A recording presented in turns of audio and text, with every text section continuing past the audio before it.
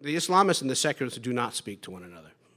And if they do, it doesn't go very well. And I can tell you from experience, because we've had conferences at USIP, also co-sponsored by Georgetown, where we try to get these guys around the table, and it doesn't work out very well. But nevertheless, I think that's important. And that's why, in answer to some of your questions, I don't think it's useful for the US to define this problem as an Islamic problem. It's an identity problem. It's a political problem.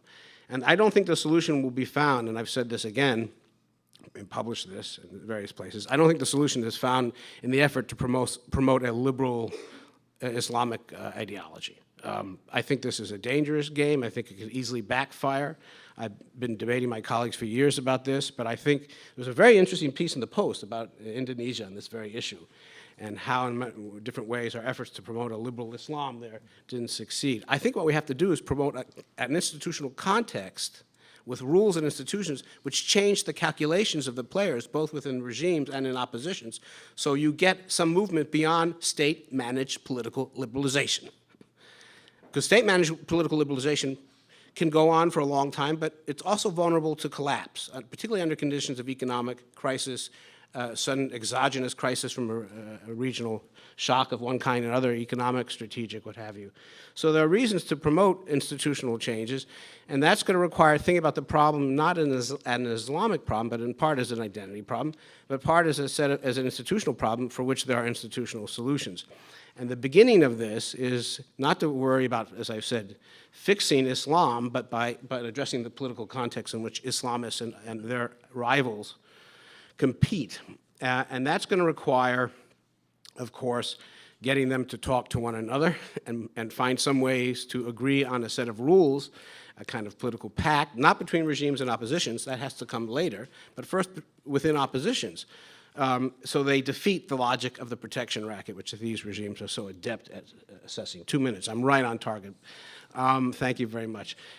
And so that's the first order of business. And if we overdo the Islamist question, it's going to backfire, because by favoring Islamists over any other group, these regimes are going to, first of all, panic, and second of all, the secularists are going to panic, and we're not going to have a dialogue, we're not going to have any movement. So we have to create space, safe space, for these various groups to have the usual kind. We have, in the Middle East, you have dialogues, hiwar, all the time. Everybody's got a dialogue. But these are orchestrated by regimes. They're not real.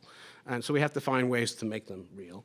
And we have to, beyond that, and here's the tricky bit, get states to create reforms, real reforms, not the kind of tactical reforms that they create all the time, but strategic reforms, what I call strategic liberalization, that really opens up the political space so Islamists and their rivals can debate in a serious way, and so other voices can express themselves, and I think in that way redefine the political game. So the real issue is not fixing Islam, it's not promoting Islamic liberalism. That may or may not come, but it has to come out of a constitutional and institutional context, which the US should be actively involved in supporting. And what that means is we have to look at the bottom-up prop and the top-down part as well. I would hope that the Obama administration would be ready and willing to sustain public encouragement, let's put it that way, of regimes to move beyond state-managed liberalization.